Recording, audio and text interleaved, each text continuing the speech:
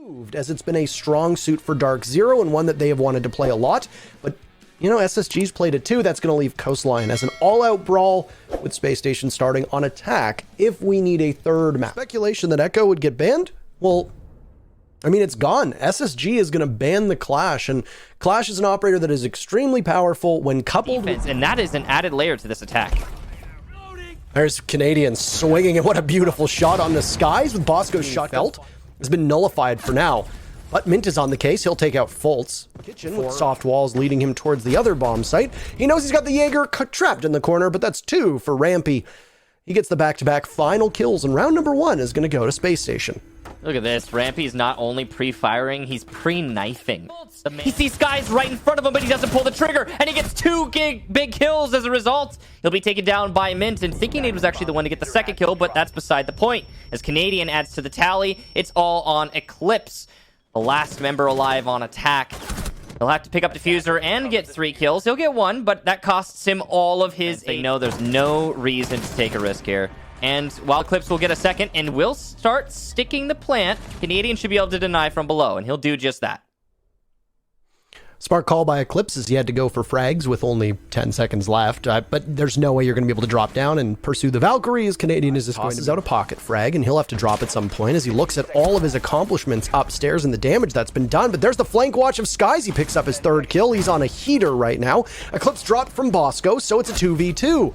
But DZ will need to complete the objective. 4 from Skies. He's heating up, but Thinking Nade is inside of the bomb site. Is he safe for now? It'll be Skies to watch as Mint gets the plant down. There goes Skies, no ace, and a run-up from Thinking Nade. He'll clutch a huge play as Space Station undefeated so far on Villa.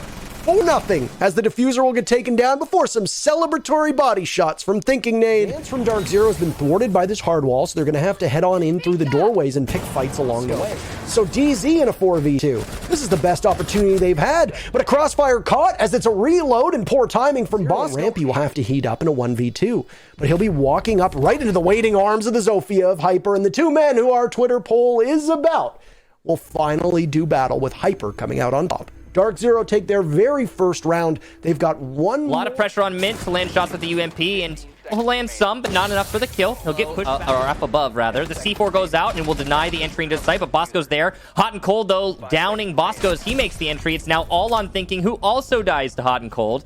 Just that crack in the smoke, allowing the line of sight for him to hold on to that site by himself. Hot and Cold really holding down the fort as... There's one for Hyper. 10 seconds left. Slow push. Not exactly the climax that you were looking for. Another for Bosco. A 3rd. My goodness, as he just rushes on in. 3 kills for SSG. Oh. Pistol out. 4 kills in total for Space Station. 3 for Bosco. They're getting the plant off. Down goes Fultz. Skies is in a 1v2, but he's not going to be able to outduel Thinking Nade. SSG breaks the streak that DarkZero was on. 3 huge kills for Bosco. 5 in total for SSG as they clean up with the... Hot and Cold, the longer he stays alive, the better for DZ, but Canadian will get Eclipse, who peeks into the hallway. Hot with a nice flank there. There's not enough manpower. Down goes Mint, so urgency now in the shoulders of DarkZero is there's nobody watching the site, and Space Station look to have this one locked out. Through onto what he thinks the default spot is, but, well, there's nobody home. He'll manage to outduel Rampy, so it's still winnable, but you've got a deadline. Only one doorway that Hypers will walk through, and he's going to lose part of that. What a beautiful shot on a Thinking Nade. He'll outduel with Bosco. He doesn't know where he's coming from. 15 seconds left. You only need to kill a tiny bit of time, and you're almost there. There it is! Bosco clutched the previous round. He'll clutch this one. Map number 1. DarkZero's map. It goes to Space Station, who will now be up 1-0 as they look towards their map to close out the series. We've talked at length a lot about Mira, because she, as an operator, has found herself kind of outside of the realm of influence of the Siege operator pool. Starting to feel the pressure of that claw, as we've passed the half round already. Big kill there from Canadian. Skies goes down behind the bakery desk, and second pick, that's actually massive. That second pick could be the final nail in the coffin here for the attack, and Rampy even lands a nade onto Hot and Cold, who is one of the trying their best to inflict some punishment onto the attack, and at least 1 kill for Hyper. Bosco has been downed, but Canadian will put this into a post plant. Oh, bad rotation. That's really unfortunate. And as he wiggles in, he'll incur a lot of damage. Fultz inflicting it. SSG will take the round. Great plant and post plant coverage. So, with SSG taking round... That's a really good pick there, and we're seeing more of the same from SSG.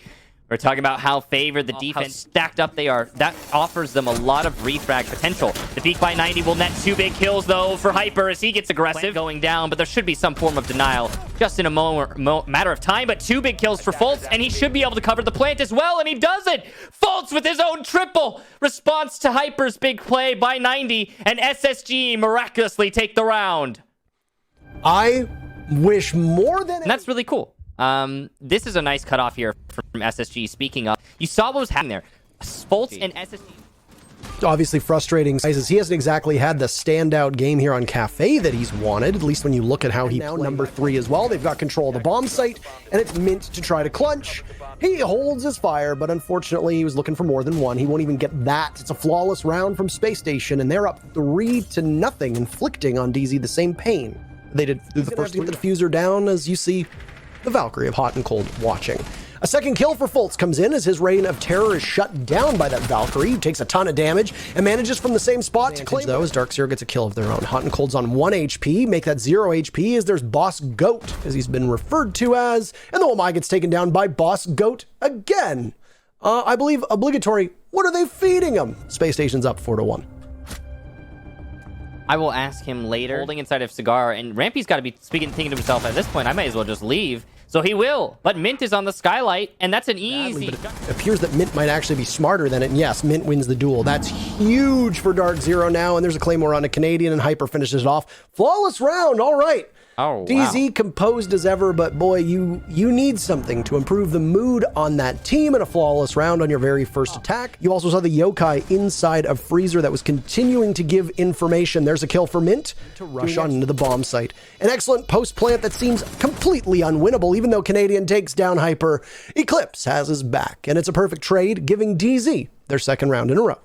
The real crime there is that SSG was well aware of what attack strategy was coming out. It'll stop Hot and Cold, thinking Nade's been down, so things will get grim for SSG as Hyper picks off Fultz. It's Volt on in and find many angry members of DarkZero watching, and they'll all get in on the fun. A flawless round for DarkZero. They've picked up 3 in a row now. They are 1 round away from tying this match. Advance for Mint up White Stairs could be met with a gas canister that gets tossed out, but it's Canadian down below, and there he goes. Mint is removed. Bosco takes out Eclipse, and it's all Hyper swinging in. He'll find one. Oh! Job on his shoulders. Find the remaining 2, and you're going to be vulnerable, trying to head in through bathroom.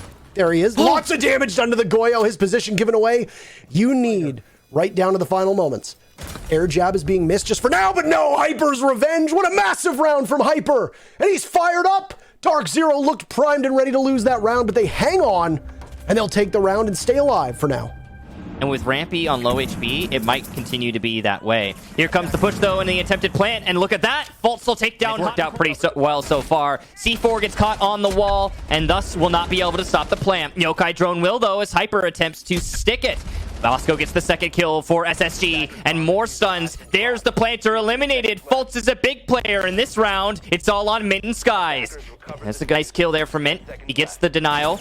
He'll try to stick it. It's all on Skies now to cover. Nice headshot, but there's the denial from above. Bosco retakes the second floor, and now Skies has no chance. SSG will take map number 2 and the series 2-0. So close, and it's one of those series where map 1 might have been... Canadian, can you hear us? Big win for y'all. You have clinched a spot in the major. How are y'all feeling? Feeling good. I mean, unfortunately, the major's online and it's domestic, so it's not our favorite thing. But I mean, we're happy to qualify. We expected to qualify, but so yeah, we just met our expectations basically. Okay, great. I'm sure that this victory was really important for your team, though. Can you elaborate on that? I mean, we like beating DZ. They think they're good at playing the team game. We're better at it. They talk a lot of big talk on Twitter. They keep on saying that they're the best team, that they're gonna do it, like that they're the favorites to win the major. They think that they're the favorites, and unfortunately, they absolutely cannot beat us. So, I don't know. I see a problem there. There's a flaw. I can hear Veli giggling in the background here. But, you know, actions speak louder than words. Y'all turned up today, and you guys looked dominant, in control. Can you tell me what your team focused on when you went into this matchup? We just basically focused on, I mean, our team play and communication, and then, of course, getting them out of their comfort zone. I mean, DZ's a team like us where when you allow them to run what they like to run, they run it really well.